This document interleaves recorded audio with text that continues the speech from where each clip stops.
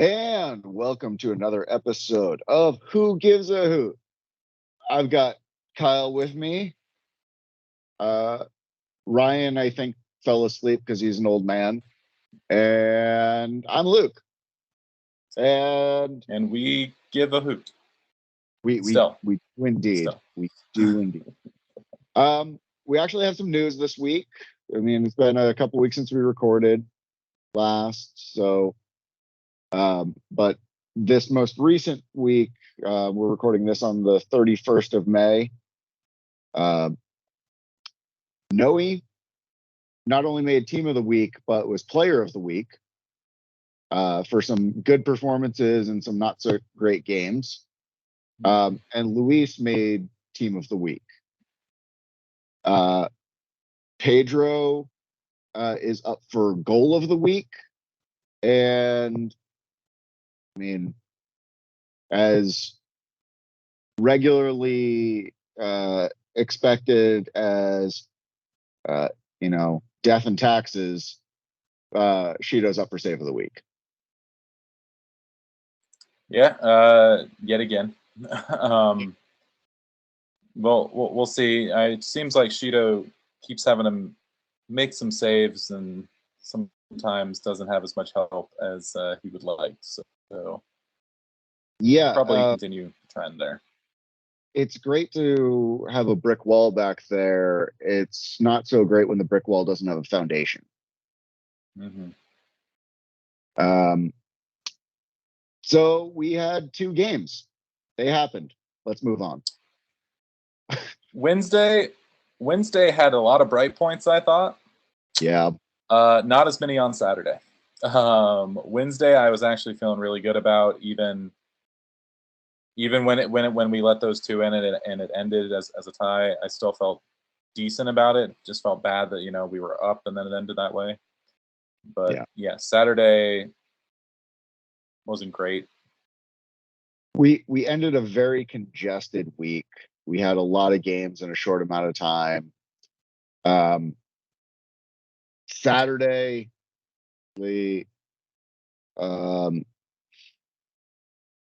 so this is not my normal type of ref rant. I'm going to preface that.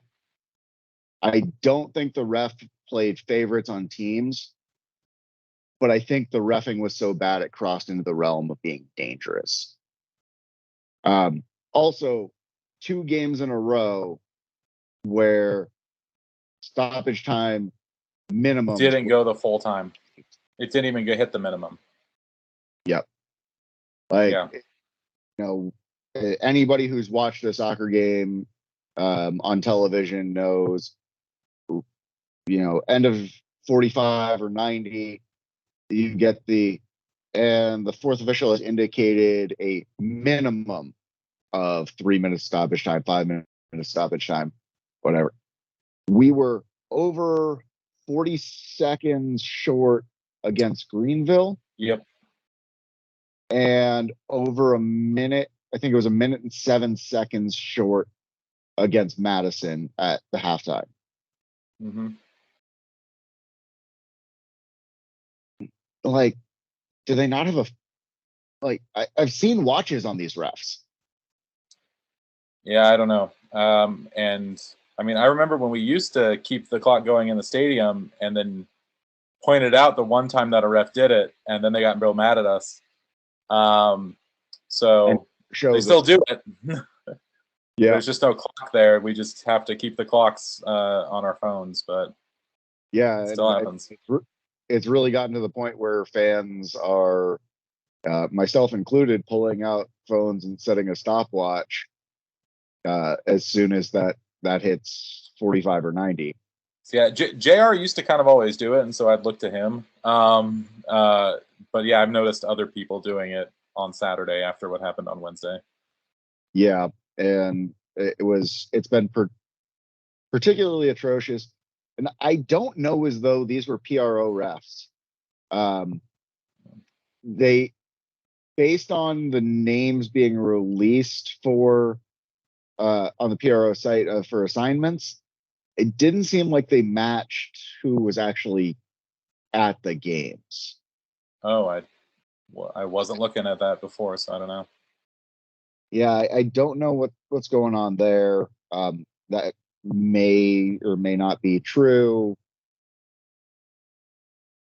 It is what it is. Yeah. Um, Just quick thing on Saturday then. Do you want to guess what our or what first? Let's guess what Madison's xG was on Saturday. 0.67. Do you want to guess what ours was? 4.5. No, but in the same idea, it's 2.53. So we had better chances, and this is the theme consistently too with us. So many good We chances. have so many good chances. We just cannot finish them. And that's just kind of, it seems like the trend with the team this year. There's a lot of discussion amongst fans, and Morgan put it on our Twitter when we asked for questions about how crappy our defense has been. Oh, yeah, I will look at that when I next do my data dive, because we're giving up like 1.4 goals a game and we're scoring 1.6, I think. So like from that aspect alone, it doesn't look bad. But here's the thing, like watching the games and watching them back, I don't think our defense is that bad. I really think our defense is not expecting our midfield to lose the ball as frequently as they are.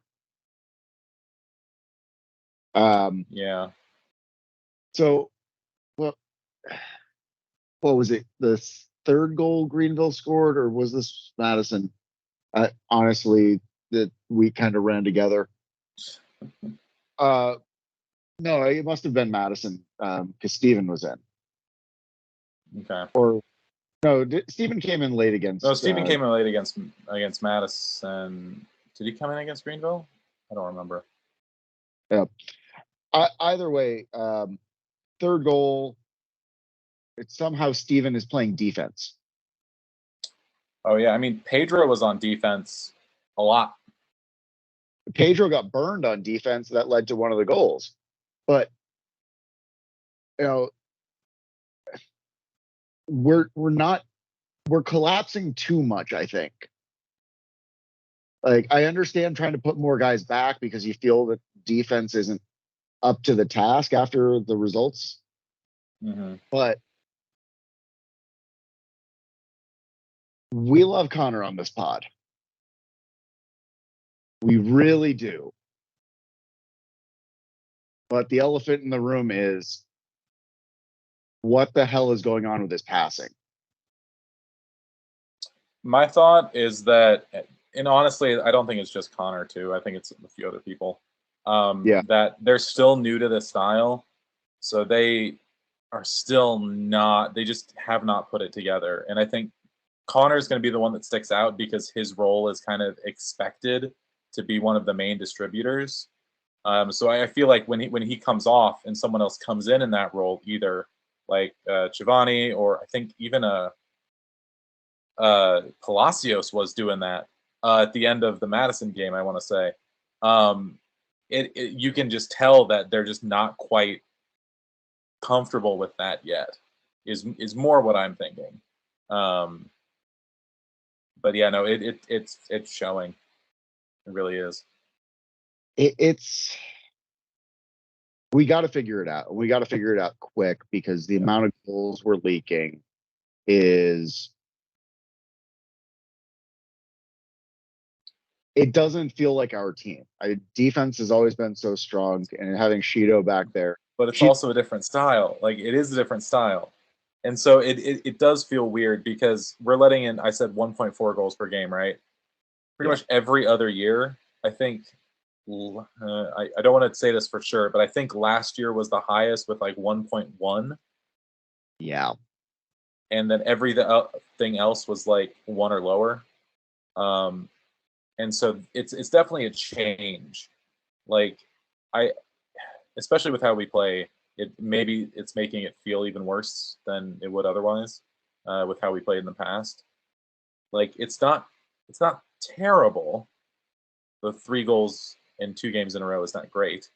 But it's definitely, I think it's part style, but also part we're just letting in too many goals. So yeah, I mean, the style has definitely changed, but I think we're too far into the season to be saying they're not used to it. I mean, then that's fair, but I that's what my feeling is for it. Uh, all right, I'm gonna start jumping Yeah. into the Twitter questions here. Sure. Some of these work. I already threw Morgan's out there. Mm-hmm. TJ puts out, should JP be playing more in the mid attack? Has he become the new Swiss Army knife of the team? Oh God, And I was wondering if we would mention the JP at right back. He should not be right back. no, And once Muller is healthy again, he's going to be left back. Shaft's going to be right back, and then JP can go back up. I didn't hate Shaft at forward. Like, I mean, honestly, Dion's not bad at right back either.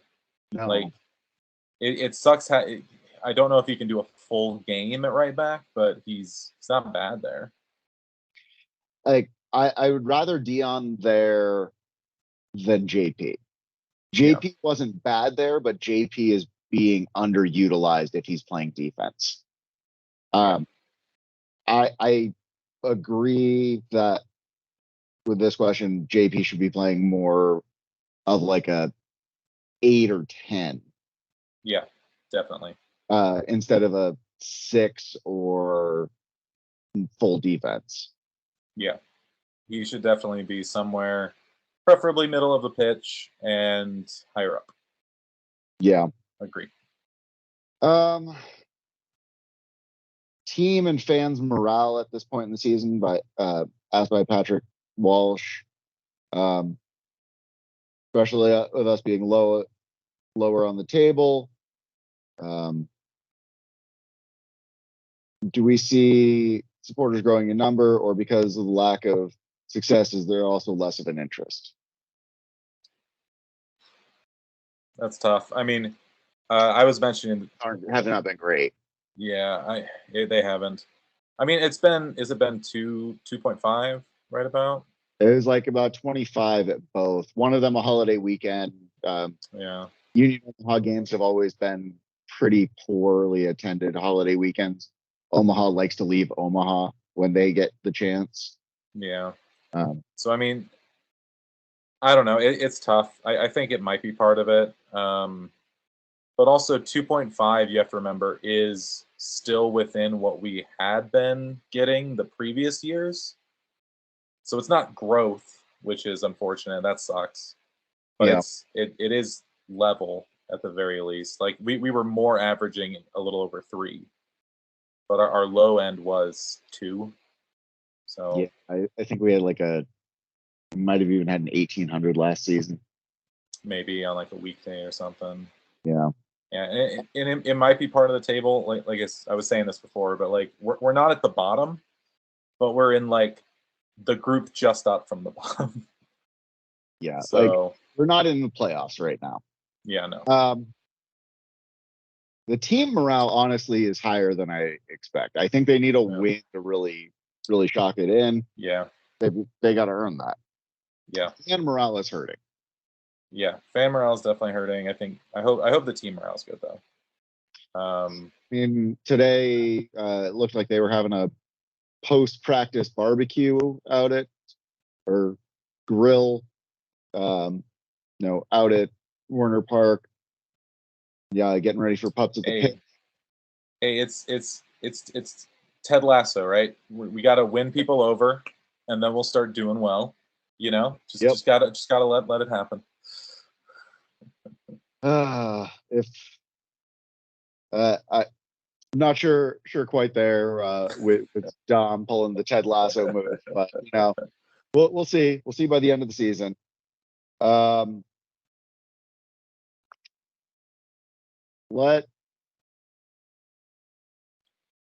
morale's hurting on the fan side. The fans are getting frustrated.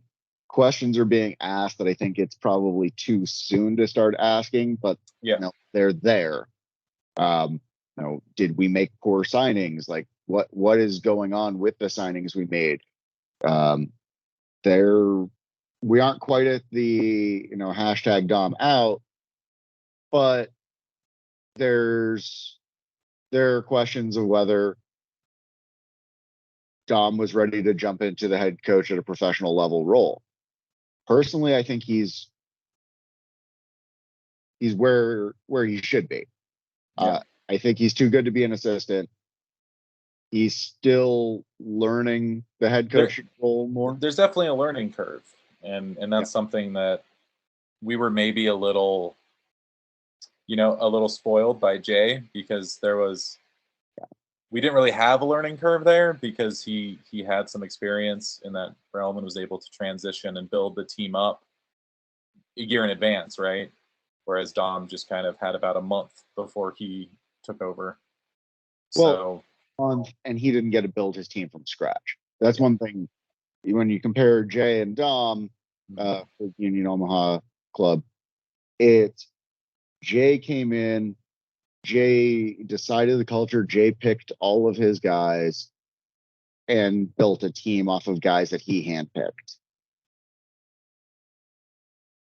Dom comes in as 8 players already signed that he has never worked with, and then re-signed a couple more, I think too. But so has half a team already that he has never worked with. Doesn't necessarily. I'm sure he did his research, but hasn't necessarily known exactly what these guys have done. And then has to try and this is the piece where I think is the hardest piece, is has to try and fit them into the style that he wants to play. And that's where, like, is Connor a right fit for this style? I don't know. He was great in Jay's system. Maybe it's just that this doesn't really play to his strengths, Like, and you might say that with a couple other players too. So, like, that's a potential argument as well. As far as that goes. At this point, though, Dom is committed to Connor being able to play his style. I don't think Connor would be starting every game, and sure as hell wouldn't be wearing the armband if Dom thought he wouldn't be good in this style. Whether Dom's right there or not, to be seen. Yeah. But I think he thoroughly believes that Connor is an integral part of this club and the ability to play the system Dom wants to play.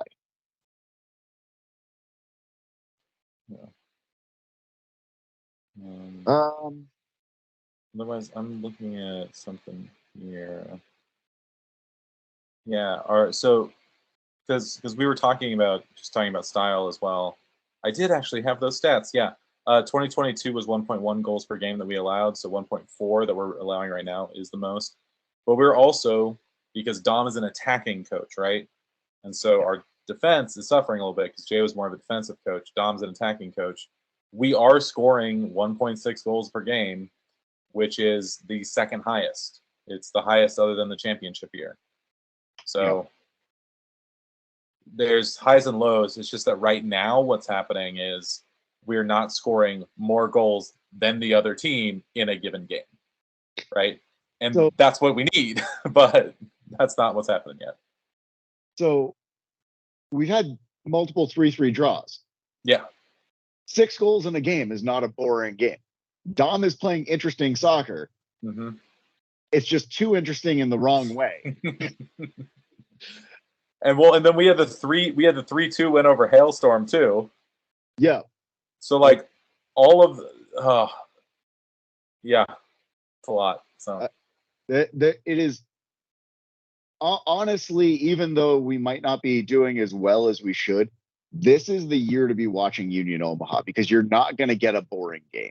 Oh yeah, no. Even when we're not putting the finish on it, some of our interplay leading up to it is so beautiful. Like it's so nice. Like oh, some of it has been just really really cool to watch, even if it hasn't all been quite there yet. Well, the work that we've been seeing so far this season out of Pedro, out of Noe, out of Shaft, even Steinwasser when he comes on, has been top notch. Oh yeah. Young guys fighting to really prove themselves. The players I'd still like to see out there. I'd love to see Eddie. Eddie's finally made a couple benches, which is a good sign. Chavagney's gotten a couple appearances here and there now. Yeah, and he's looked good, but I don't think Dom. He's one of those players I don't think Dom sees in his style. Yeah, which is unfortunate because Giovanni he's great, good. He brings a lot of energy, a lot of talent. Just it is what it is. I don't think he's being benched for a lack of skill. I think it's just what's needed to try and make this work. Yoskar, we've not seen him on the bench. We've not seen Yoskar. Like that. That's any of the three young players we haven't seen at all. Yeah. Like Yoskar is definitely one. It's his third year with the senior team. I think the expectation was if Jay were still here, he would have at least started making the bench, making more of a rotation in. Don't know what's going on there, but definitely would like to see him out there. Yeah, really would. All right. Since we're gonna try and get this knocked out, let's jump to this upcoming Saturday. Yep. In Charlotte. Yep. 2 weeks in a row, we go to the Carolinas. I mean, half the teams are in the Carolinas. That's fair. Well, and like Tennessee, if you include like Tennessee and Georgia and Virginia. Yeah. Is a little heavy in League One. It's 2/3 of the teams are in that southeastern block. Yeah. So. It's almost like the USL headquarters are in Florida. I mean, we just need to keep pushing for Kansas teams and another, like a Missouri, Northwest Arkansas. Come on. Yep. I mean, we'll get them. We'll get them, and then we'll probably be in championship by that time. So who knows? Hopefully. We've played Charlotte. What was that? A 0-0? It was a somehow a 0-0 draw. We had over 2 expected goals in that game as well and did not score. There was the one that I think it was Alexi. Basically.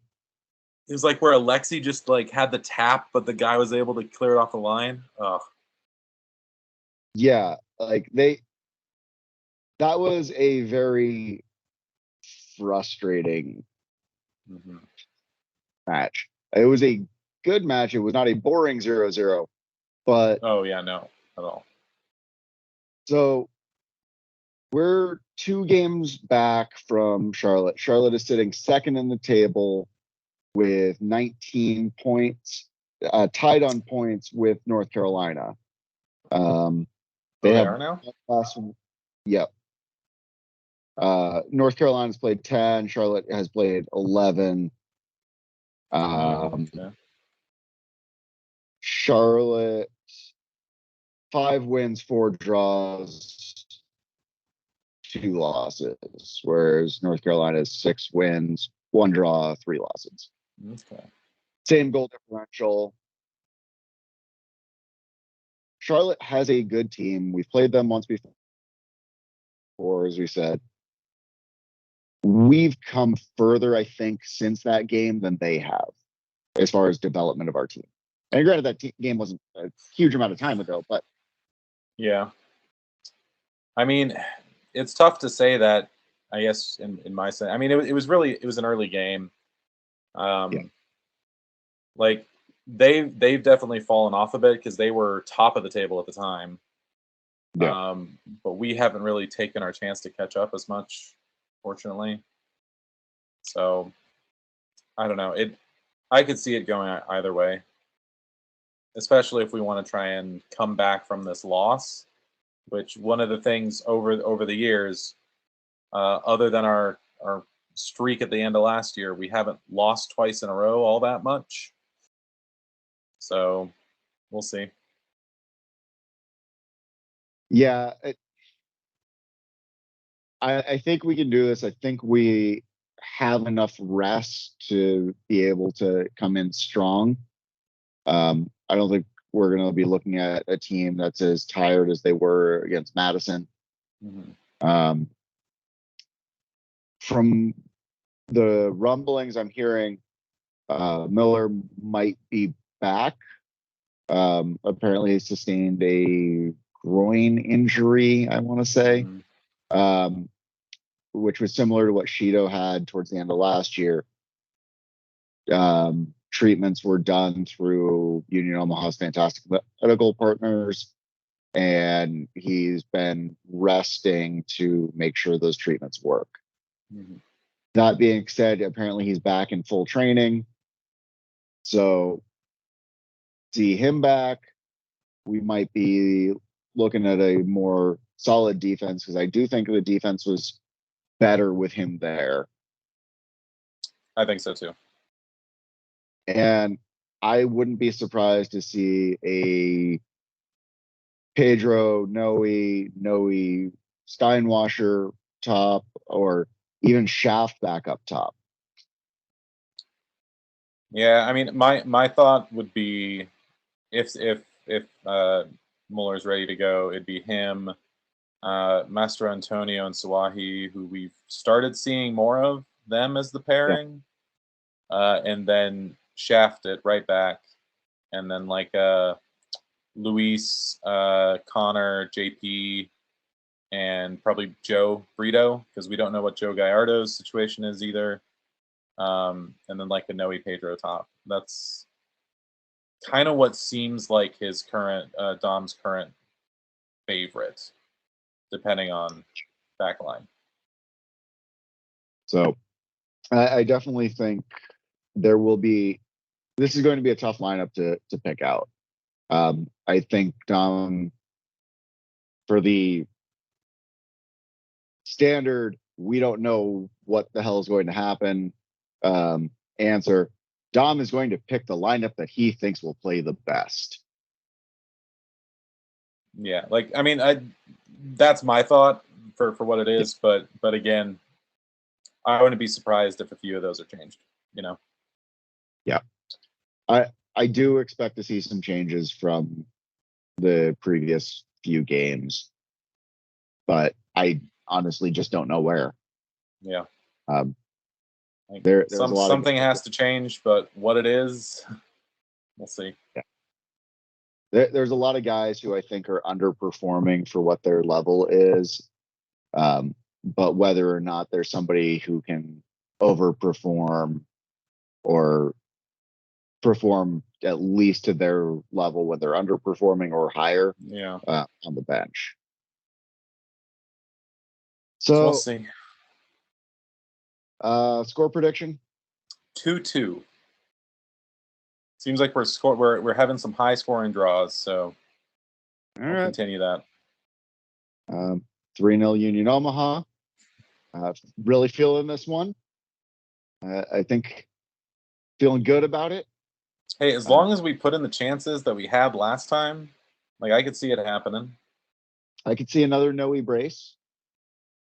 That'd be nice. Oh, something to mention then, just as we get to the end here. Noe did tie Greg's League One goal scoring record and now has more goals than Greg as far as all-time Union Omaha goals. So he's second behind Evan. He's at 16. Evan's at 19. And then Connor, against Greenville, tied Devin for most assists in Union Omaha history. So They're tied up at the top. Who Devin had a great game against us, but darn it. But let's not talk about that. Let's not talk about that. At least Devin did not try to stick a boot in one of our players' faces like a Mr. Krull did. Yeah. So, anything else to add? Just hope that we start figuring it out. Yeah. As always, make sure you're checking out the Who Gives a Hoot blog at wgahmedia.com. Brian has put out a couple articles on fan culture so far. Just released one about supporters moving for the Madison game over to the drink rail section. Some pros, cons. Definitely worth a read to kind of see what your opinions are. Put some comments on it. Let us know what you think. I know supporters groups are definitely looking for feedback there. So if you've got it, provide it. Rich, Brian, John, you articles coming out, every couple of days. John's putting out pre-games, day of, day before. Definitely worth a read to get yourself brushed up on the stuff that we kind of gloss over or miss entirely. Mm-hmm. He's good about getting that solid information out there. Rich has been getting some fantastic quotes from Dom and players following the games, along with some highlight videos. Definitely worth reading those. Mm-hmm. Your data diving, while intermittent, is thorough. Yeah, hopefully another one. I mean, right now it's looking like it's monthly, but yeah, hopefully another one here in the next week or so. So we cover the next 5 games after my first one. Cover the first 5 games.